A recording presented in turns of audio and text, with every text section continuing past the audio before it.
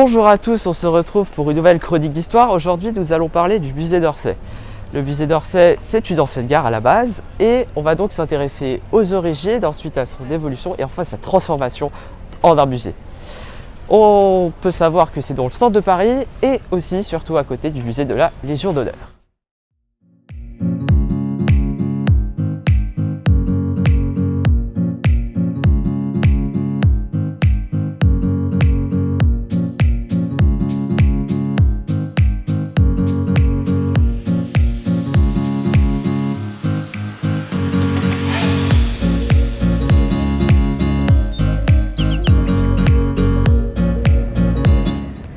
Tout commence ici, au cours des années 1890, à la gare de Paris-Austerlitz, la tête de ligne des trains du Paris-Orléans. Malgré son expansion au cours de l'année 1895, cette gare arrivait à saturation. D'où l'idée émerge de créer une nouvelle gare à 3 km d'ici, en plein cœur de Paris.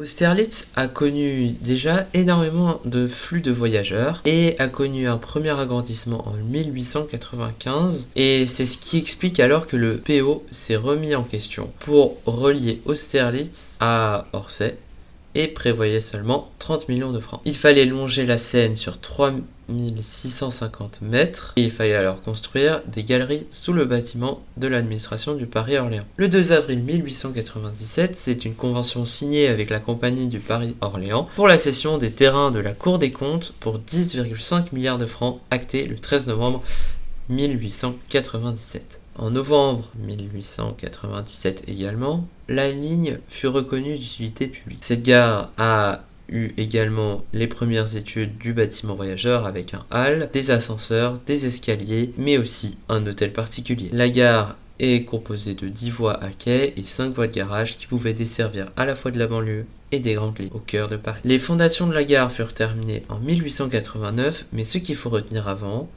c'est qu'il y a eu 3 projets. Le projet d'Émile Bénard, Victor Laloux et Lucien Magne, avec un concours présidé par le ministre des Travaux publics, dont les résultats du concours sortirent le 24 décembre 1897 et dont le gagnant fut Victor Laloux. Pour résumer, Victor Laloux est né en 1850 et est mort en 1937. Il est né à Tours et est un architecte réputé, notamment pour la construction du siège du Crédit Lyonnais. C'était donc à lui que reviendrait l'architecture de la gare d'Orsay. Le budget de la construction de la gare fut alors de 21 500 000 francs, dont 5 400 000 francs pour le réaménagement des égouts des quartiers. Oui bon, je sais, ça fait beaucoup.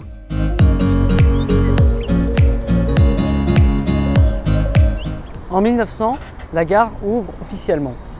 Composée de 11 000 tonnes d'acier et de 30 000 mètres carrés de charpente, elle a coûté l'équivalent de 110 millions d'euros. Elle devient alors l'emblème du Paris-Orléans.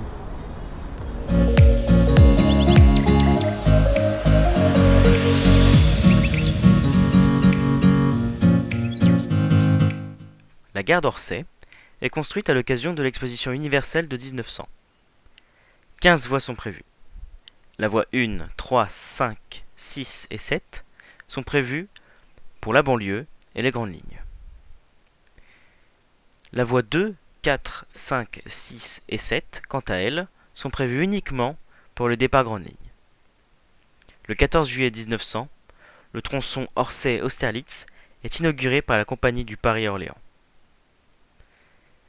Y est mise en place dans cette gare la mécanisation de la manutention des bagages, mais aussi des technologies quand même assez innovantes pour l'époque, 17 monte-charges, des escaliers mécaniques et 10 couloirs inclinés.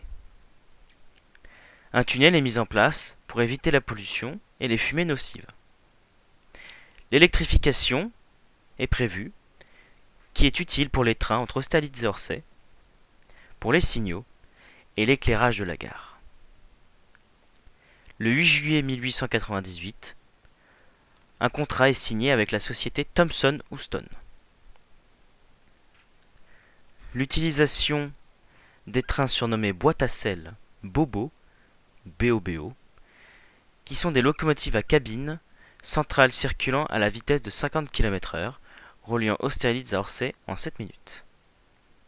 Ces locomotives subissent une adaptation de 1933 à 1936, avec l'arrivée progressive du 25 000 volts, et ne viennent en renfort qu'aux heures de pointe.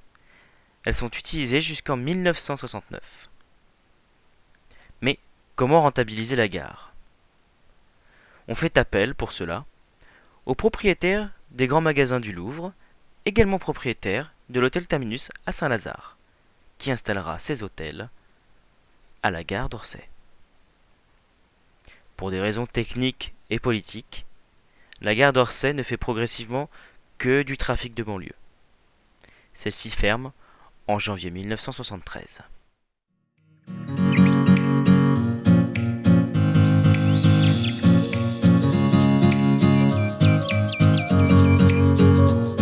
Cette gare qui a connu un immense succès possède quand même un talon d'Achille, à savoir la Seine.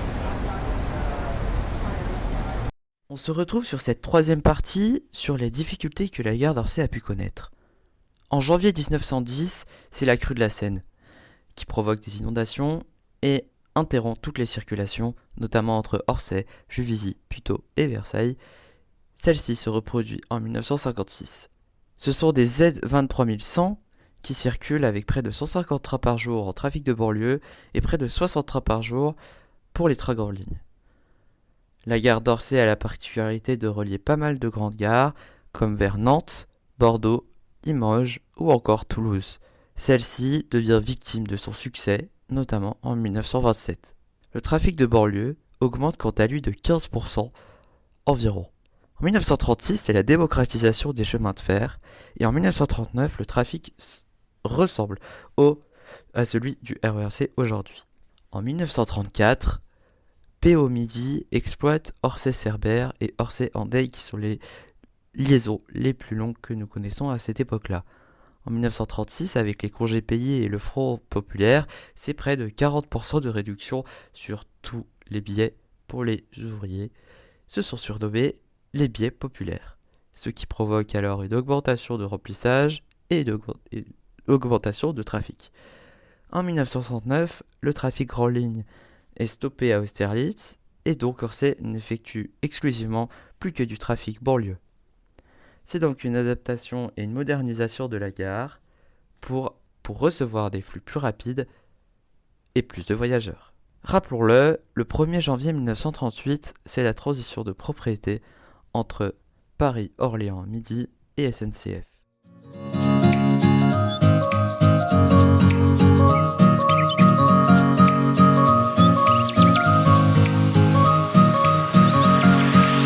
On se retrouve donc pour cette dernière partie sur le musée d'Orsay où l'on va parler du RER.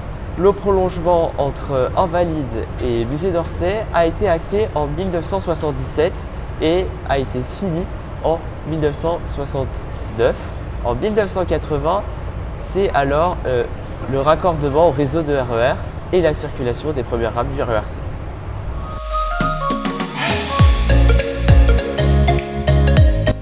Finalement, la transformation en musée, ou enfin la décision, a été prise en novembre 1978 par le président Valéry Giscard d'Estaing et ça devient ce que c'est devenu aujourd'hui.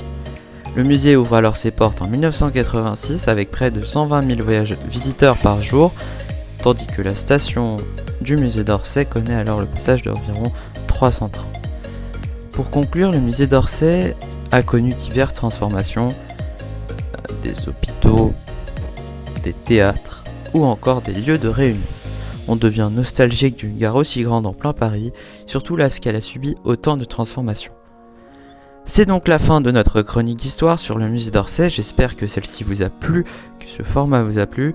N'hésitez pas à laisser un pouce bleu, un commentaire, un j'aime et à vous abonner à la chaîne. N'hésitez pas aussi à passer sur notre serveur Discord, ce sera toujours très sympa de discuter avec vous. Merci de nous avoir écoutés et on se retrouve très bientôt pour une prochaine vidéo. À bientôt.